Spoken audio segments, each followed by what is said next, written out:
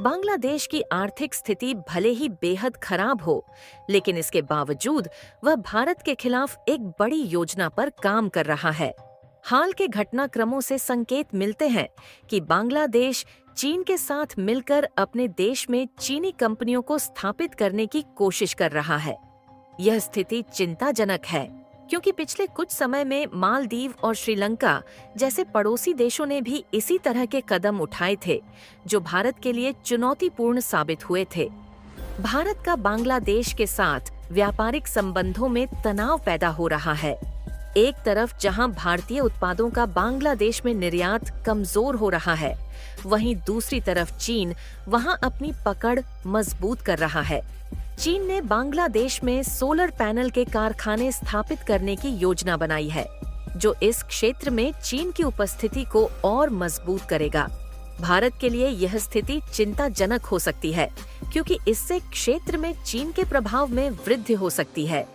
बांग्लादेश का यह कदम भारत के व्यापारिक हितों के लिए नुकसानदायक हो सकता है और इसे एक रणनीतिक चुनौती के रूप में देखा जा सकता है। भारत को इस स्थिति का समुचित तरीके से विश्लेषण कर अपनी रणनीति तैयार करनी होगी। अगर चीन की कई कंपनियां बांग्लादेश में स्थापित होती हैं, तो यह भारत के लिए गंभीर खतरा साबित हो सकता है। यह स्थिति ऐसी होगी मानो भारत के पड़ोस में चीन ने एक नया मोर्चा बना लिया हो, जिससे वह भारत के खिलाफ साजिशें रच सकता है। चिंता की बात यह भी है कि बांग्लादेश में मोहम्मद यूनुस की नई सरकार चीन के साथ लगातार नए फैसले ले रही है। ये सरकार न केवल सोलर पैनल मैन्युफैक्चरिंग के लिए चीनी कंपनियों को अपने देश में आमंत्रित कर रही है, बल्कि भारत के कोलकाता शहर से बांग्लादेश के 2 महत्वपूर्ण अधिकारियों को वापस बुला लिया है।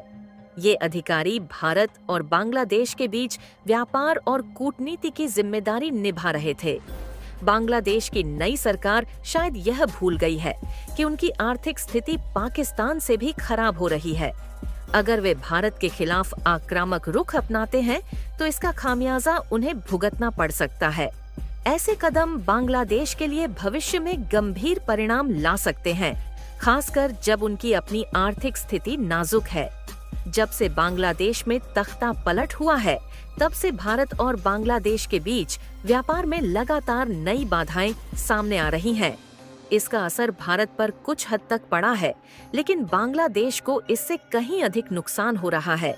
बांग्लादेश की नई सरकार ने ऐसे निर्णय लिए हैं जिनसे वहां की स्थिति दिन प्रतिदिन बिगड़ती जा रही है। बांग्लादेश का अधिकांश कारोबार ठप हो गया है, खासकर टेक्सटाइल एक्सपोर्ट से होने वाली कमाई।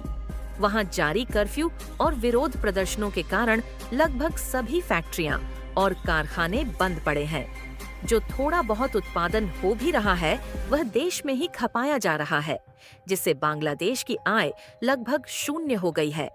विदेशी मुद्रा भंडार, जो लगभग 20 अरब डॉलर था, तेजी से घट रहा है। बांग्लादेश की आर्थिक स्थिति इतनी खराब हो चुकी है कि महंगाई अपने चरम पर है और लोगों को भोजन के लाले पड़ रहे हैं। उनकी अर्थव्यवस्था बुरी तरह चरमरा चुकी है और बांग्लादेश पर करीब 2 अरब डॉलर का कर्ज बकाया है, जिसमें भारत की कई कंपनियां भी शामिल हैं। बांग्लादेश ने पिछले कुछ महीनों से भारत के कई एयरपोर्ट और पावर जनरेशन प्लांट को भुगतान नहीं किया है, जिनसे भारत बांग्लादेश को सेवाएं प्रदान करता है। कुल मिलाकर बांग्लादेश की स्थिति पाकिस्तान से भी बदतर होती जा रही है। बांग्लादेश की नई सरकार भारत के विरोध में इस हद तक आगे बढ़ गई है कि उन्हें अपने देश के हित भी नजर नहीं आ रहे हैं। भारत की कई कंपनियां और फैक्ट्रियां बांग्लादेश में बंद पड़ी हैं, जबकि दूसरी ओर उन्होंने चीन को आमंत्रित किया है कि वह अपनी सोलर पैनल बनाने वाली कंपनियों को बांग्लादेश में स्थापित करे और वहां उत्पादन शुरू करे। यह स्थिति और भी चिंताजनक है, क्योंकि भारत की कंपनियां पिछले साल से ही 1.5 गीगावाट की सोलर परियोजना को बांग्लादेश में स्थापित कर रही हैं।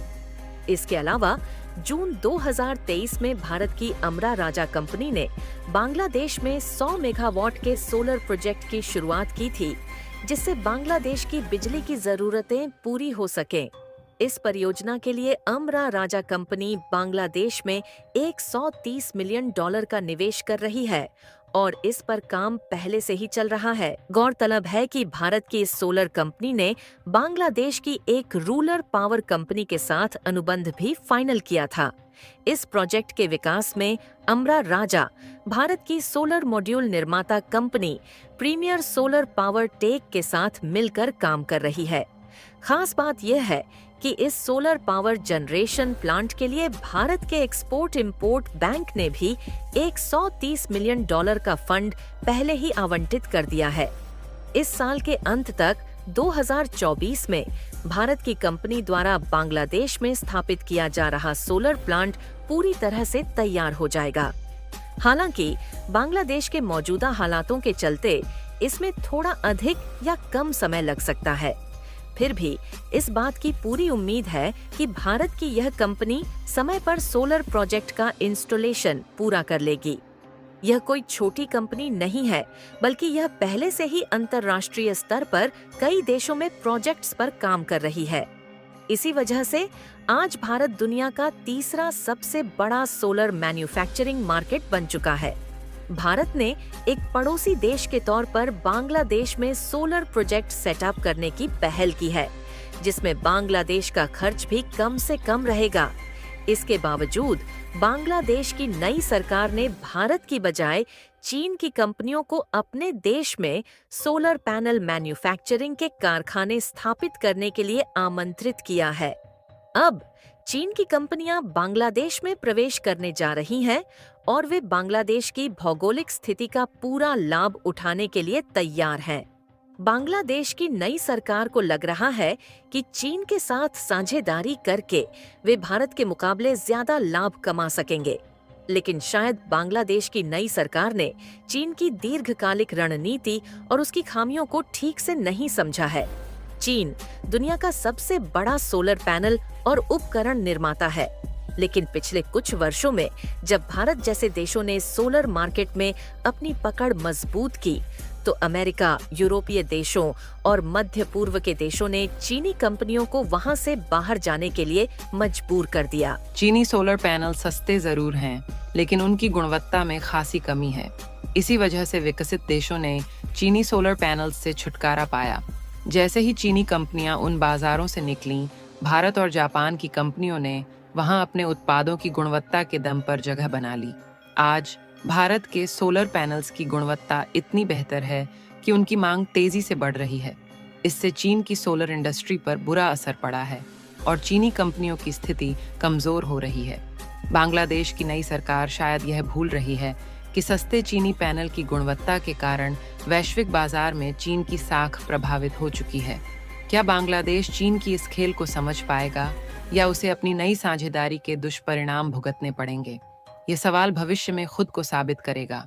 लेकिन एक बात निश्चित है, बांग्लादेश की नई सरकार को सावधान रहना होगा। अब चीन की कंपनियां बांग्लादेश में अपनी प्रोडक्शन यूनिट्स स्थापित करने जा रही हैं। वे बांग्लादेश की भौगोलिक स्थिति का लाभ उठाकर अपने सस्ते सोलर पैनल को मेड इन बांग्लादेश के नाम से दुनिया भर में एक्सपोर्ट करना शुरू कर देंगी। इससे चीन को ज्यादा मार्केटिंग की भी आवश्यकता नहीं पड़ेगी, क्योंकि बांग्लादेश में बने उत्पादों की पश्चिमी देशों में पहले से ही अच्छी डिमांड है। चीन बांग्लादेश को लालच देकर उनके नाम का फायदा उठाने की योजना बना रहा है। इससे बांग्लादेश की लागत पर चीन अपनी सस्ते उत्पादों को वैश्विक बाजार में स्थापित कर सकेगा, जबकि बांग्लादेश का नाम और स्थिति सिर्फ एक सूरत का हिस्सा बनकर रह जाएगा। इस स्थिति से बांग्लादेश को कम लाभ मिलेगा, जबकि चीन अपने मुनाफे को बढ़ाने में सफल रहेगा। क्या बांग्लादेश की नई सरकार इस खेल को समझ पाएगी या उन्हें चीनी कंपनियों के चालाकी भरे कदमों का खामियाजा भुगतना पड़ेगा? यह सवाल भविष्य में खुद को साबित करेगा। लेकिन वर्तमान में चीन की योजना स्पष्ट है, बांग्लादेश को अपने फायदे के लिए इस्तेमाल करना। बाकी इसका असर क्या होगा? क्या चीन की बढ़ती उपस्थिति बांग्लादेश की अर्थव्यवस्था और सुरक्षा के लिए खतरा बन सकती है? क्या भारत के साथ संबंधों में आई दरार बांग्लादेश को महंगी पड़ेगी? इन सवालों का जवाब भविष्य में सामने आएगा। लेकिन एक बात तय है, बांग्लादेश के लिए यह एक निर्णायक मोड़ हो सकता है। बस आज के लिए इतना ही। बाकी आपको क्या लगता है, कमेंट में बताना न भूलें। और वीडियो अच्छी लगी हो तो एक लाइक जरूर करें और ऐसे ही वीडियो देखने के लिए चैनल को सब्सक्राइब करना न भूलें। मिलते हैं अगले वीडियो में, तब तक के लिए धन्यवाद।